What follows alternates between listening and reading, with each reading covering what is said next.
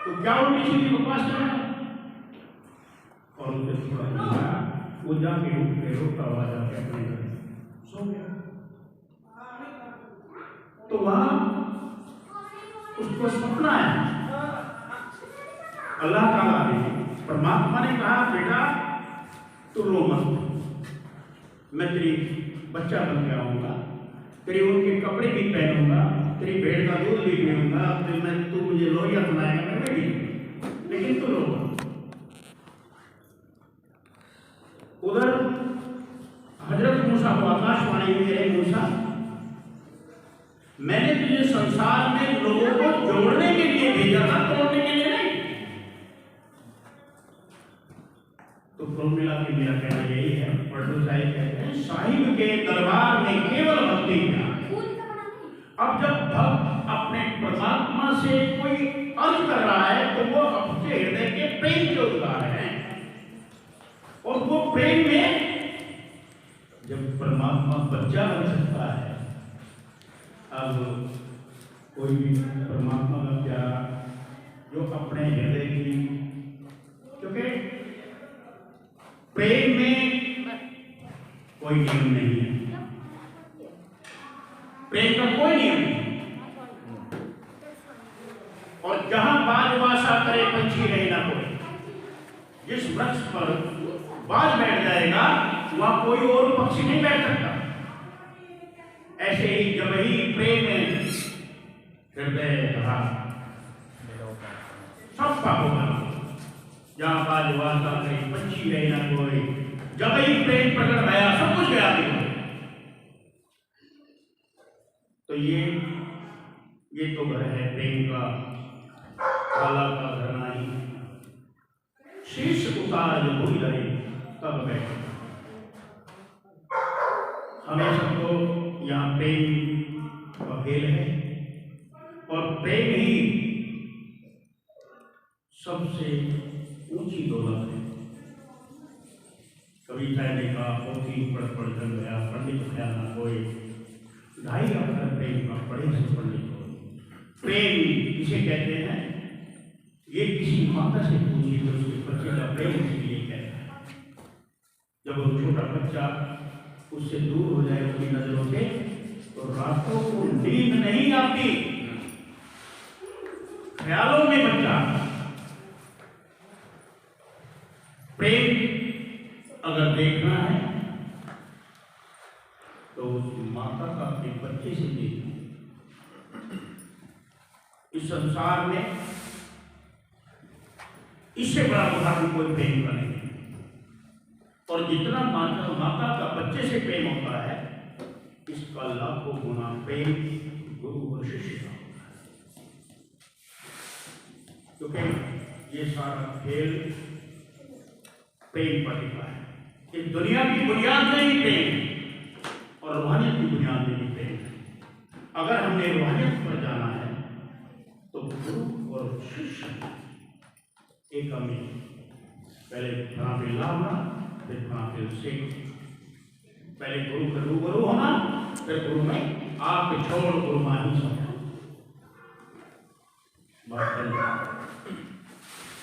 तो आज आप सभी सत्संग में यहाँ पधारे हैं। ये जन्मदिन जो आप सब लोग खुश हो रहे हैं जन्मदिन के लिए, मैं एक बात कहता हूँ कि हमारा जन्मदिन तभी मुबारक है जब हम अपने इस पिंड को छोड़कर हम अपने मुकाम पर आ जाएं। हमारा मुकाम कहाँ है? हमारा मुकाम यहाँ दो लोगों के बीच है। जब हम यहाँ आएंगे इस पिंड से ऊपर आएंगे तो हमारा जन्मदिन मुबारक है। अगर हम पिंड को छोड़कर यहाँ नहीं आए तो हमारा जन्मदिन नहीं है। तो जन्मदिन के लिए हमें अपने गुरु के साथ बैठकर उनके कहे अनुसार चलकर ध्यान साधना के जरिए सबसे पहले हम अपने मुकाम पर यहाँ आए। क्योंकि कवि साहब कहते हैं ये संसार में जहाँ मेरे घर पर बैठे पांचों इंद्रियों के वश हम हो रहे हैं, इनका वश, तो फिर हमारा वास है, निवास है, हम ठहरे हुए हैं इन पांचों ज्ञानेंद्रिय के ऊपर।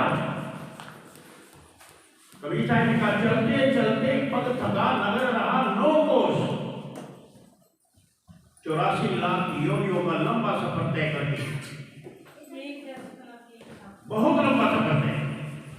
इतना गुरु साहिब कहते हैं, गुरबानी में लिखा है, कई जन्म भय की पतंगा, कई जन्म गजमीन कुरंगा, कई जन्म मेरे कीड़े और मकोड़े के हुए हैं, कई जन्म मेरे हाथी और मछली के हुए हैं, कई जन्म हे वर वृक्ष भये, कई जन्म मेरे वनस्पति और पेड़ों में गए हैं, कई जन्म पंखी सर्प भये, कई जन्म मेरे पक्षी और तट की होने में गए हैं।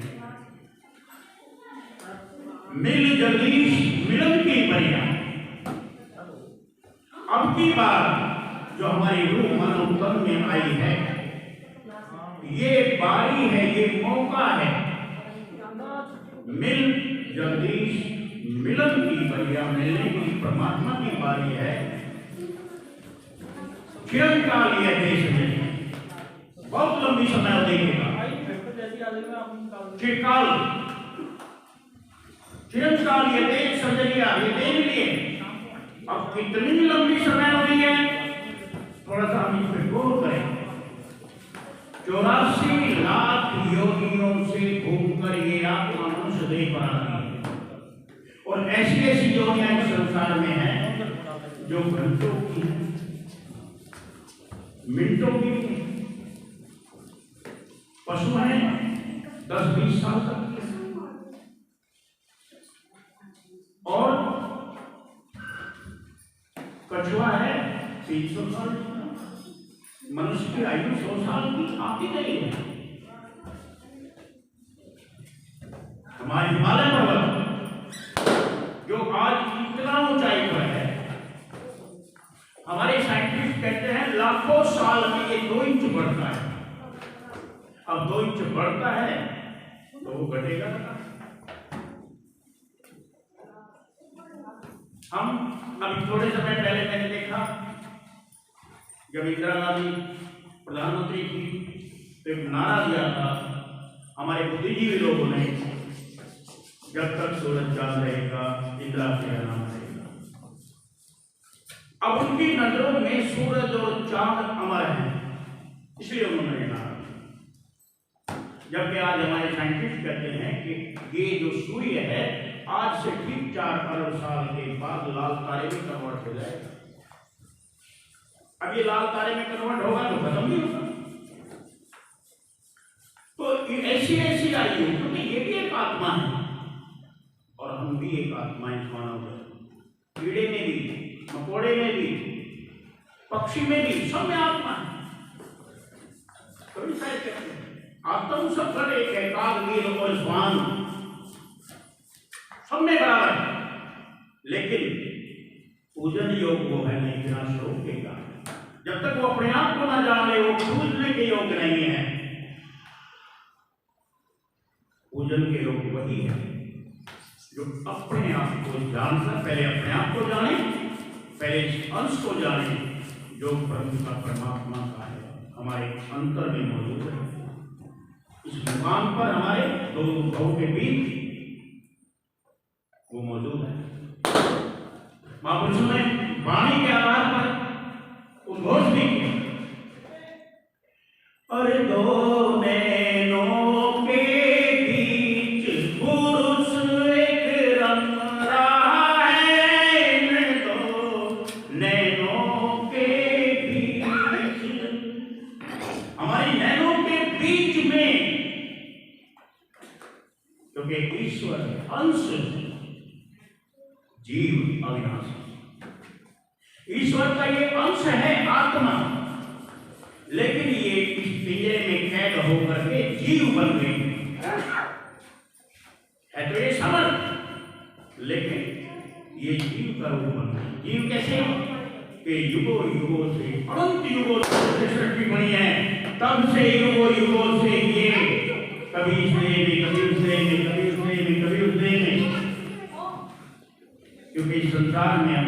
5 विषय हैं, 5 शब्दों के। पृथ्वी, अग्नि, जलवायु, आकाश, 5 तत्व हैं और 5 तत्वों के 5 विषय हैं, शब्द, स्पर्श, रूप, रस और गंध।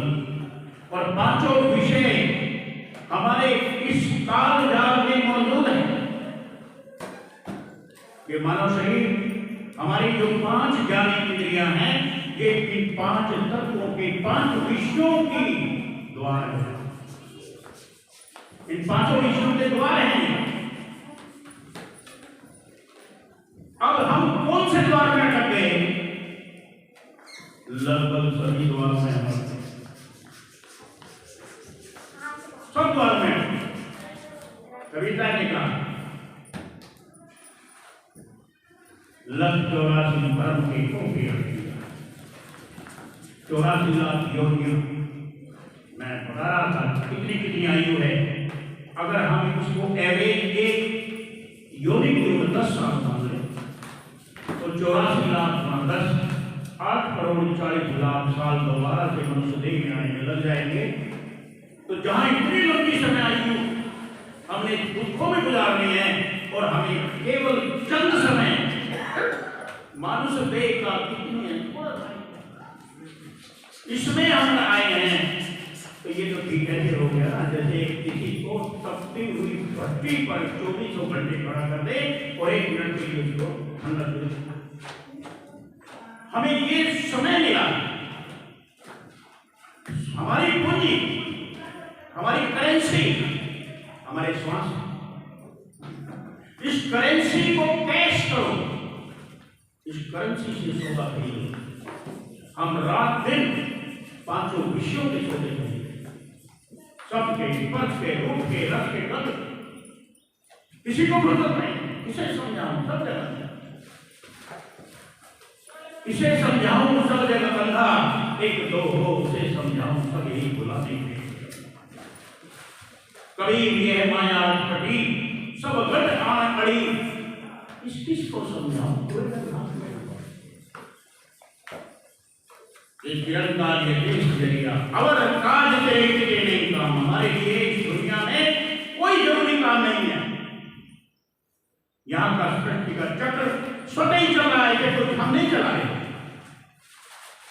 अवर काज तेरे के ना काम मिल साध संकल्प भज केवल नाम। साध संकल्प के साथ मिलकर केवल नाम और नाम में रंग जाए। जिन नाम ध्याया, जिन्होंने नाम को ध्याया है, वे मुश्किल घाल, वो मुस्कुराते हुए इस दुनिया से गए। ये नाम ध्याया गए मुश्किल घाल, नारद दिन के मुख उजले, कहते छोटी नाल, उन्हीं के मुख उजले। कबीर साहब जी का, कबीर जब हम पैदा हुए जग हंसे हम रोए, अब तो ऐसा कर चलो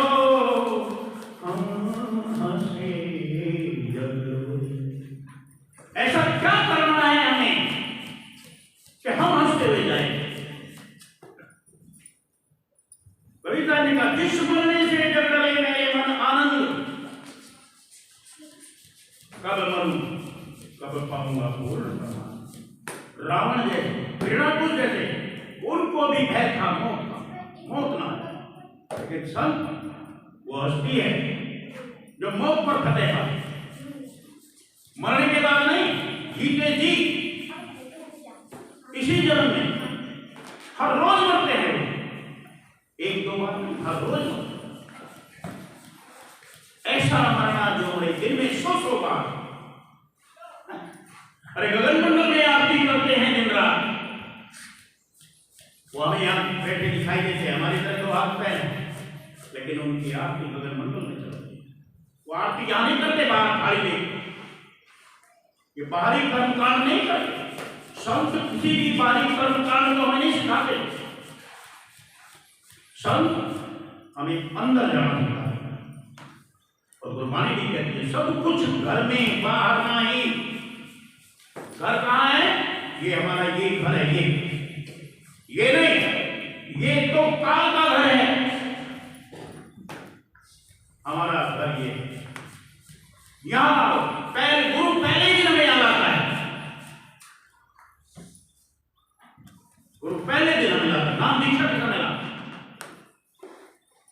हमारा दरवाजा खुलता है।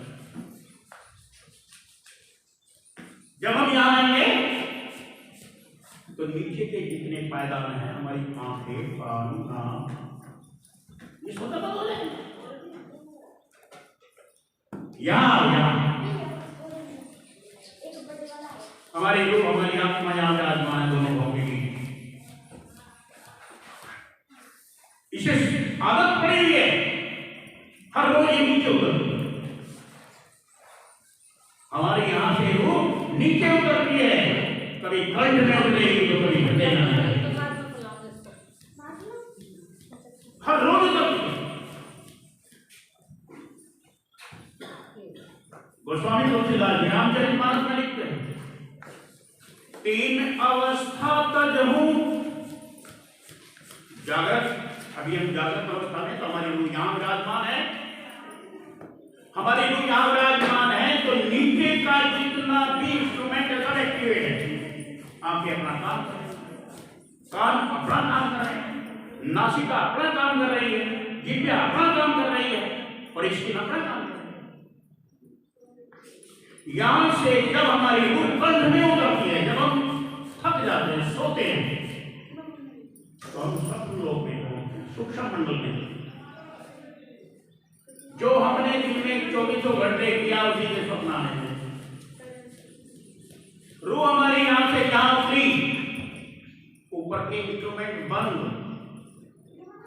ऊपर का कोई भी कारोबार नहीं चलेगा। हमने देखा लोग सोते हैं आंखें बंद करके, बहुत से लोग हैं आधी आंखें खुली हुई होती हैं, लेकिन वो देख नहीं रहे। कोई सो रहा है तो कोई उसकी बराबर में काना पुंजी घूम गए, उसको फर्क नहीं पड़ता, किसी को कुछ नहीं फर्क पड़ता, क्योंकि ऊपर के सारे इंस्ट्रूमेंट बंद हो गए। जिसकी जरिए से चल रहे थे वो तो नीचे आ गया ना। अब देखो कैसे, एक व्यक्ति है जो अखबार पढ़ रहा है, अखबार पढ़ रहा है, पढ़ते पढ़ते और मुंह में पान भी ले रहा है, तो जीभ्या जो है, जो ये रस की इंद्रिय है, ये उसका रस भी ले रही है और आंखें अपना काम कर रही हैं। पान चबा रहा है, पान का स्वाद ले रहा है, अखबार पढ़ रहा है, अचानक झपकी लगी, सपना आया, रिश्तेदार आ गए, चलो भाई चाय लाओ, रसगुल्ले लाओ, चाय ले आए, रसगुल्ले खा रहे हैं, मुंह में पान है लेकिन स्वाद रसगुल्ले का आ रहा है, मुंह में पान है लेकिन स्वाद रसगुल्ले का आ रहा है। क्यों? क्योंकि आत्मा यहां उतरी, जिह्वा ने अपना काम करना बंद कर दिया, आंख ने अपना काम करना बंद कर दिया। एक माता बच्चे को अपनी छाती से लिपटा ले और सोई और गहरी नींद में, बच्चे ने लेटिंग कर दी, गंदगी और बदबू दुनिया को आ रही है, माता को नहीं आ रही है, इंस्ट्रूमेंट बंद हो गया, श्वास आ रही है, ऑक्सीजन चल रही है, लेकिन नासिका का जो फंक्शन है, नासिका के अंदर जो केमिकल कुदरत ने लगाया है खुशबू लेने का, बदबू लेने का, वो बंद हो गया है कि नहीं? तो हमारी रूह जागृत, स्वप्न, सुषुप्ति, 3 अवस्था में हर दिन हर रात घूम रही है। गोस्वामी जी कहते हैं, 3 अवस्था तजहूं भजहूं भगवंत। हेलो, दूसरा, भजहूं भगवंत मन वचन कर। 3 अवस्था तजहूं, जागृत, स्वप्न, सुषुप्ति, भजहूं भगवंत, मन आंखों के जरिए, वचन जिह्वा के जरिए, और कर्म इंद्रिय हाथ पैर, इनके इन तीनों से आगे जाए। मन वचन कर्म अगोचर व्यापक व्यापे अनंत। वो जो व्यापक है, वो जो परमपिता परमात्मा है, जो अनंत रूपों में यहाँ विराजमान है, सब घट मेरा साईं तुनी से नहीं। उस साईं का दीदार करने के लिए हमें इन 3 अवस्थाओं से ऊपर आना पड़ेगा। अब इन 3 अवस्थाओं से ऊपर आने के लिए हमारे पास कोई जरिया नहीं है हमें पढ़ा जाए, हमारे पास कोई ऐसा योग नहीं है जिससे हम युग पढ़ा जाए, हमारे पास कोई दुनिया में ऐसा लिटरेचर नहीं जिसको पढ़कर हमको पढ़ा जाए, हमारे पास कोई तरकीब नहीं है, केवल एक ही तरकीब है, एक ही जरिया है, और वो क्या है? तुलसी साहिब भागवत वाले लिखते हैं, तुलसी बिना कर्म किसी मुर्शिद रसीदा के, कर्म फारसी का अल्फाज है, कर्म कहते हैं दया। जब तक कोई पूर्ण मुर्शिद तुलसी बिना कर्म बिना दया के मुर्शिद गुरु रसीदा पहुंचा हुआ, जब तक कोई पहुंचा हुआ गुरु हमें नहीं मिले और उसकी नजर हम पे ना पड़े, हमारी रूह यहां से ऊपर जा ही नहीं सकती, कोई दुनिया का जरिया है। इसीलिए तो कहा है गुरु ब्रह्मा गुरु विष्णु गुरु देवो महेश्वर, और साक्षात यही नहीं जो कहते साक्षात इन तीनों के पार पर ब्रह्म तस्मै श्री गुरुवे नमः। गुरु को नमन हमने ऐसे नहीं किया, गुरु हमारी तरह नहीं है, गुरु एक पहुंचा धूमधाम पहुंचा, कहीं जाने का कहीं कभी हम धूल के वेदी लाए हुक्म मजदूरी, हम धूल के मुकाम के वेदी, हम हुक्म लेकर आए, हजूर का हुक्म लेकर। तो मुर्शिद का भी एक कर्तव्य है कि पहले वो अपने आप को ठीक करे, यानी अपने रूप को गगन मंडल में आप ही करते हैं। अगर मुर्शिद पूरा नहीं है तो हम चाहे 7 जन्मों तक गाना करें, बजाना करें, गीत गाएं, सिमरन करें, कुछ करें, कुछ नहीं हो। लिख लो। इसलिए स्वामी जी महाराज ने कहा, शब्द कमावे जो कोई पूरा, उन चरणों की हो जा अधूरा, लक्ष्य अलक्ष्य ना देखो कोई लक्ष्य और अलक्ष्य मत देखो, केवल जो शब्द की कमाई करते हैं, जो शब्द में रहने में, जो शब्दातीत है, उसकी तलाश करो। जब हमारी तलाश मुर्शिद के दर तक पहुंचेगी, क्योंकि हम गुरु को कभी नहीं ढूंढ सकते, हम तो अंधे हैं, अंधा आंखों वाले को थोड़ी पकड़ सकता है। अरे सोया हुआ व्यक्ति जागृत व्यक्ति को पकड़ सकता है क्या? जागा हुआ व्यक्ति कभी भी किसी को भी पकड़ के ले आएगा। अब जैसे हम देखते हैं, हमारे प्रिंसिपल साहब हैं, रिटायर्ड हैं, इधर ये प्रिंसिपल साहब भी हमारे रिटायर्ड हैं, और इनको बहुत अच्छे से एक तजुर्बा है कि जब स्कूल में बच्चों को पढ़ाते हैं और बच्चों से कोई क्वेश्चन करते हैं, तो ये इनकी मर्जी है कि किस बच्चे को उठा के सवाल पूछना। अगर कोई ज्यादा सियाना पढ़े, समझदार पढ़े, मैं बताऊंगी, अरे तू बैठ जाता ज्यादा सियाना, ये प्रोसेस है। ये तो मुर्शिद की अपनी मेहरबानी है, तो किसको छत्र छाया मिले। हमारी कोई हमारा वजूद नहीं, हम मुर्शिद को नहीं बोल, हम सब अंधे हैं। कई तरीका इसे समझाऊं सब जगत का, एक दो हो उसे समझाऊं, सब ही बुलाने पेट के धंधा, सब पेट के धंधों में पड़े। किसी को जरूरत नहीं है परमात्मा की, किसी को जरूरत नहीं है। पहले तो बात किसी को यही समझ नहीं है कि हम मनुष्य में, देह में हमारी आत्माएं है, तो हमारा जरूरत क्या है? कोई जरूरत है? चश्मे दिल से देखिया जो जो तमाशे हो रहे, दिल से क्या क्या है तेरे दिल सताने के लिए। एक बच्चा अपने बाप के साथ उंगली पकड़ के बजा रहा है, वो रंग बिरंगी दुकानें ले रहा है, कभी इसको देखेगा, कभी उसको देखेगा, कभी उसको देखेगा, एक चीज दिखाई देगी, पापा ये भी लूंगा, पापा ये भी लूंगा, पापा ये भी लूंगा, लेकिन किसी एक जगह ठहर जाता है, कहता इसको तो जरूर लूंगा, यहां से जाऊंगा नहीं जब तक ये नहीं मिले। ऐसे ही हम इन 5 शब्दों के विषयों में हमारी वासनाएं हैं। वासना क्या है? हम बस गए हैं उसमें, मुझे ये तो चाहिए चाहिए।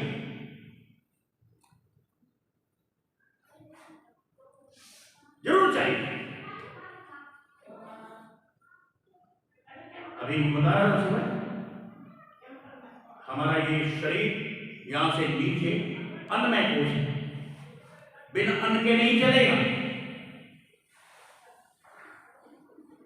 यहां से नीचे अन्नमय कोश है, अन्न से चलेगा।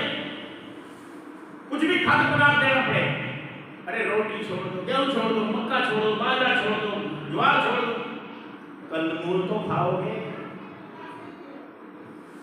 अरे कंदमूल का जगह ढूंढ लिया, शकरकंद, मूल, मूली, गाजर सब जमीन में।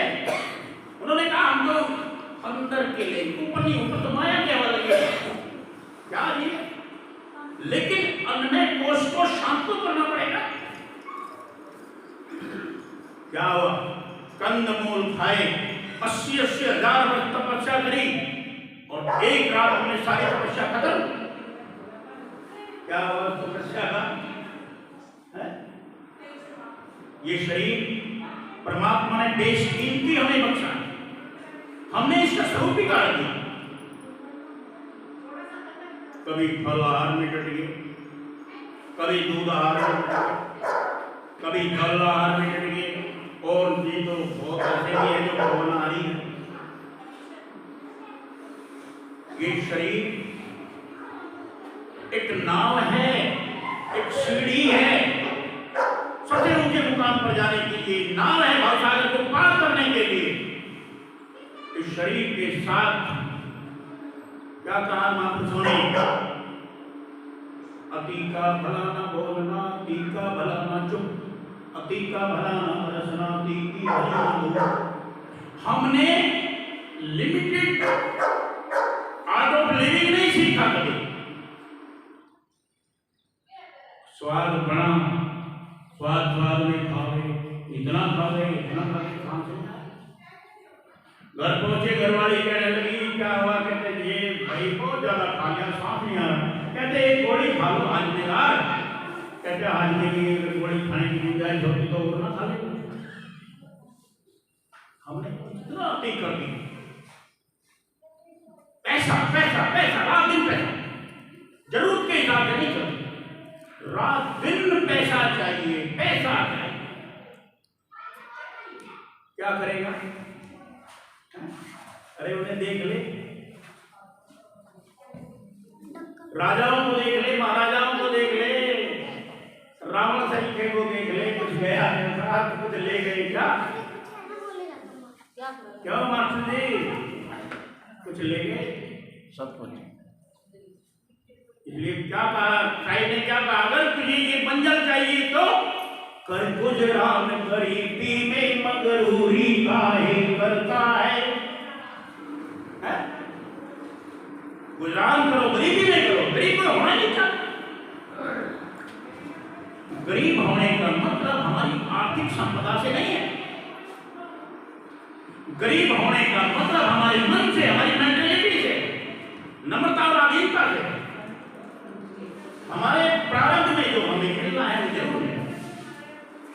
हम प्रारब्ध में जितना मिल रहा है उसमें संतुष्ट नहीं होना, ये खतरनाक।